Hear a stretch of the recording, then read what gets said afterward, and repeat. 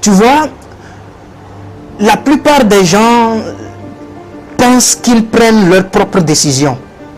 Mais en réalité, ce que la plupart des gens appellent liberté par les décisions qu'ils prennent n'est qu'une suite de conditionnements.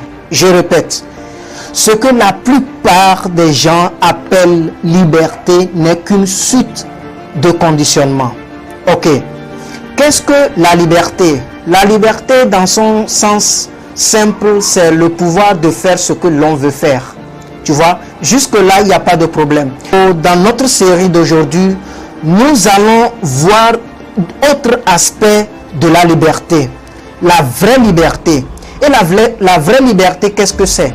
C'est la capacité réelle et consciente de choisir sa trajectoire, sa valeur et sa manière de vivre en dehors du regard des autres. Mais avant de continuer, permettez-moi de raconter l'effet du café sur le corps humain et pourquoi cet exemple-là. La plupart des gens consomment le café. Et du point de vue sociétal, c'est quelque chose qui est normal. Je suis conscient de ça. Mais lorsque je lisais sur les bienfaits du café et aussi sur ses effets adverses, je me suis tombé sur un particulier qui a attiré mon attention. C'est le fait que le café joue un rôle diurétique. Et lorsque nous disons que ça joue un effet diurétique, c'est parce que ça permet l'augmentation de la production de l'urine. Et ça, le caféine que contient le café agit directement sur le néphron qui est le cellule mère ou fonctionnel du rein. Tu vois? Donc, lorsque nous consommons le café et que nous ne buvons pas tellement d'eau, ça fait travailler de plus le rein et donc le rein au fait produit l'urine. Donc le fait qu'il travaille de plus fait que sur le long terme on peut subir une insuffisance rénale. Tu vois? Donc et lorsque je lisais la plupart des articles, tous se sont rendus compte qu'en réalité le café a des effets secondaires nocifs pour notre corps. Mais les articles conseillent qu'on peut consommer ça de manière modérée, ce qui est bon. Mais le problème ici réside au fait dans le but où l'on en consomme exagérément. Donc si tu es un consommeur de café, si tu en consommes de trop mais sans boire de l'eau, cela sur le long terme, cela peut causer ou cela peut avoir des effets néfastes sur ton corps. Parce que lorsque le caféine contenu dans le café agit sur ton rein pour pouvoir produire de l'énergie, cet effet augmentaire, cet effet obligatoire que le caféine fait subir ton rein peut causer beaucoup de dégâts sur le long terme. Et lorsque nous parlons de l'insuffisance rénale, au fait c'est une maladie, c'est un cas clinique qui est au fait irréversible. Et donc quelqu'un qui souffre de ça avec le temps aussi peut souffrir aussi de l'hypertension. De l'hypertension. Donc tu vois, l'hypertension aussi c'est un problème cardiaque. Donc lorsque le rein a problème et aussi le cœur aussi a problème, donc c'est très grave pour notre organisme. Et dans la suite de cette vidéo, je vais t'expliquer pourquoi est-ce que cet exemple. Tu vois, nous vivons dans une société, peut-être si tu es étudiant ou si tu bosses, le métier dans lequel tu es, du moment où tu as choisi d'exercer ce métier-là ou d'étudier cette matière-là, si on quitte le regard de tes parents dans ça, en réalité, tu n'as pas choisi ça, tu vois. Ce n'est pas quelque chose que toi-même tu as choisi. Peut-être que ça a été par l'influence de tes parents. Je ne dis pas que c'est mauvais, mais nous allons découvrir pourquoi des fois ça peut ne pas être le bon choix pour nous-mêmes. Mais aussi, dans notre cas, la plupart des gens, tu vois, veulent gagner plus d'argent, veulent avoir d'argent, tu vois, mais ne s'est jamais assise pour poser la question, pourquoi est-ce que je veux gagner de plus au fait? Pourquoi est-ce que je veux gagner plus d'argent? Pourquoi cela? Tu vois, parce que si tu poses la question, l'argent que j'aurai, quel impact social aurait cet argent-là? Tu vois, ça fait que cet argent-là, au fait, impactera ton projet de vie. Tu vois, et naturellement, tu peux avoir cet argent-là. Mais maintenant, je disais que la liberté que la plupart des gens disent qu'ils ont n'est qu'une suite de conditionnement. Qu'est-ce que le conditionnement? Le conditionnement n'est rien d'autre que des réponses automatiques que nous adoptons face à des éducations qu'on a reçues, ou si on a été influencé ou traumatisé d'une manière ou d'une autre. Le conditionnement n'est rien d'autre que des programmes mentaux, tu vois, qu'on répète sans en avoir conscience de ce qu'on fait. Et dans ça, pour pouvoir, c'est maintenant que nous allons voir pourquoi le café. Ici, je vais vous raconter l'histoire de Nestlé et du Japon. Et nous allons comprendre pourquoi le conditionnement est vraiment puissant. Dans les années 70, le Japon était un consommateur de thé et jamais du café. Pourquoi? Parce que les Japonais jugeaient le café comme un produit très amer et aussi très accidentel, très nocif pour leur organisme, en raison de ce qu'on avait dit précédemment. Tu vois? Donc Nestlé, qui est une industrie très grande et organisée, voulait prendre possession du Japon pour pouvoir commercialiser le café. Mais en ce moment-là, à peine les Japonais consommaient 0,5 kg par année et par personne de café. En ce moment, les États-Unis étaient déjà à 4 fois de plus de la consommation que les Japonais. Le Nestlé a tout fait, augmenter la publicité, toutes les stratégies marketing que les compagnies, les industries adoptent. Il a augmenté sa publicité, il a augmenté les distributions gratuites, augmenté les achats moins chers, la réduction des prix, mais rien ne fonctionne. Et c'est là que le Nestlé a eu une idée génie. C'est en ce fait qu'ils ont invité le psychologue Clotaire pour pouvoir qu'il y ait un psychologue pour enfants et aussi, aussi expert en psychologie de la consommation.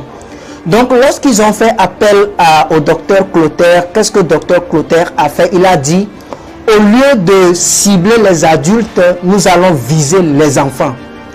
Parce que le docteur Clotaire est conscient de quelque chose, parce qu'il comprend les mécanismes profonds de la culture et du cerveau humain. C'est à cause de ça qu'on lui a fait appel.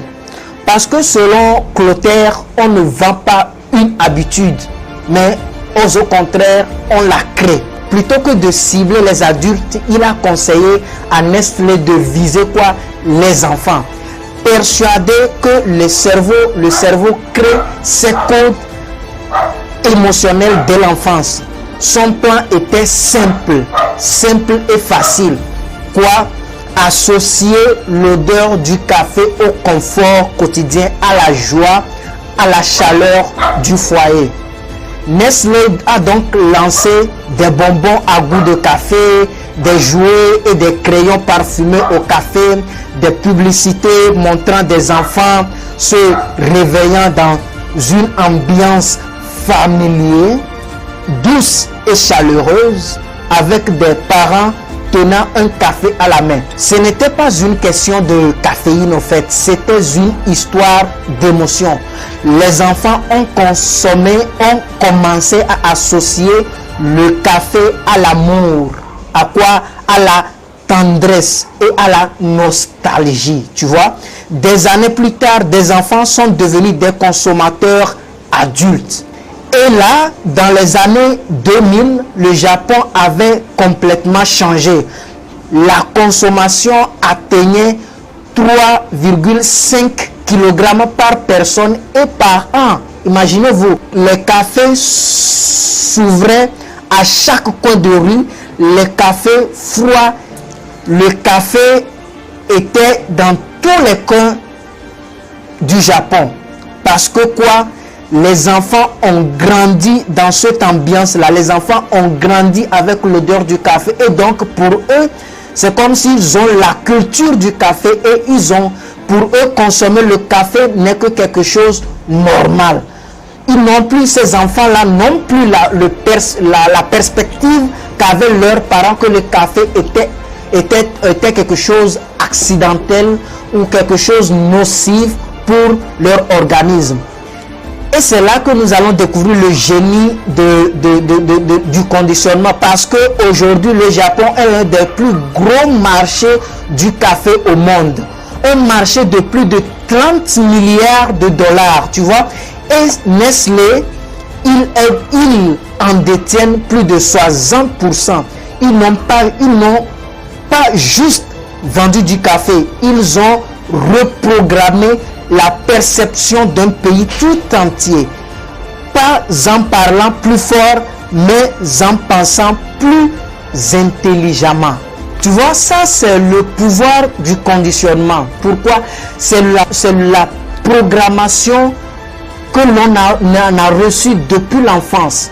Et lorsque nous voyons le cas typique du Nestlé, on peut s'en rendre compte du pouvoir du conditionnement. Tu vois, des fois, la plupart des gens évitent des conflits, même quand ils ont raison. Pourquoi? C'est juste du conditionnement appris par peur du rejet. Des fois, même les gens se sentent coupables lorsqu'ils disent non. Non, ce n'est pas de la gentillesse, mais au contraire, c'est du conditionnement.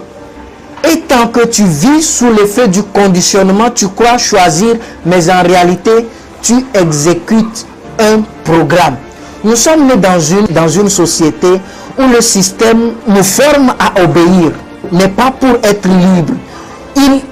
Le système nous apprend à être obéis et nous font croire qu'en réalité on choisit. Mais nous ne choisissons rien.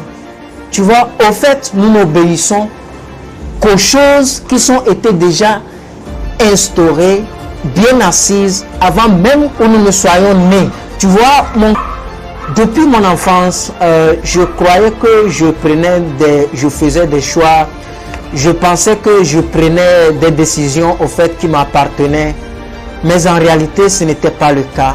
Jusqu'à ce que ça m'a pris presque 3 décennies pour s'en rendre compte que, au fait, si je ne reprogramme pas et repenser, au fait, ma manière de faire les choses et de comprendre ce que c'est la vraie liberté, au fait, je suis un prisonnier inconscient. Parce que tu peux construire une vie, au fait, qui ne serait pas ta vie. Ce qui est vraiment compliqué à comprendre. Donc, ce que moi je voulais faire comprendre ici, c'est que l'on peut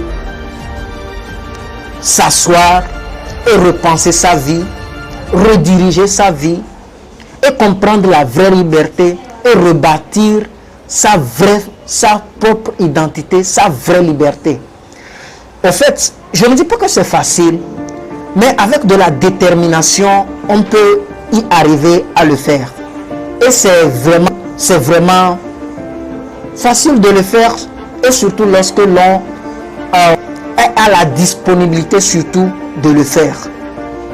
Donc, ce que moi j'ai compris dans cela, c'est que tu ne peux pas devenir libre si tu refuses de répondre à ton intranquillité intérieure. Tu vois, ce que tu crois être toi est souvent une accumulation d'habitudes ou de traumatismes, de loyauté invisible. Mais à partir du moment où tu reconnais ça et tu dis stop, cette vie n'est pas la mienne. Je vais écrire la mienne maintenant. Dès ce moment, tu reprends un pouvoir immense. Tu vois, tu reprends le contrôle total de ta vie. Et à ce fait, moi, je vais t'inviter à ce que on fasse un exercice facile. Ce que moi j'appelle question miroir. Qu'est-ce que c'est?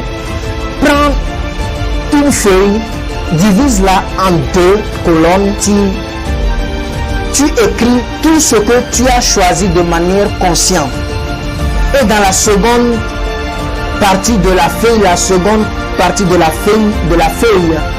tu écris tout ce que tu as hérité ou tu as subi. Écris avec de l'honnêteté de manière consciente et observe. Et pose-toi la question, qui a écrit ma vie?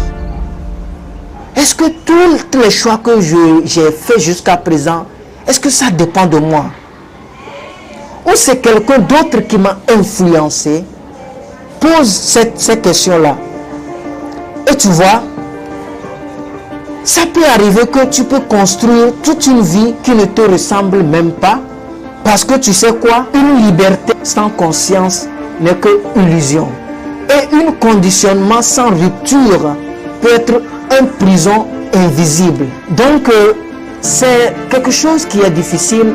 Mais lorsque on est conscient de ça, vraiment, et on veut changer sa vie, c'est facile, on peut le faire. Donc, si tu vois que cette vidéo, au fait, t'a parlé, alors je vais te dire que tu n'es pas le seul. On est ici pour t'accompagner. Et pour que ça puisse être facile, je t'invite à ce que tu abonnes sur cette chaîne. Partage-le avec des proches qui en ont besoin. Et commente-le si possible, cette vidéo. Et sur la prochaine fois, nous allons parler de la seconde vérité.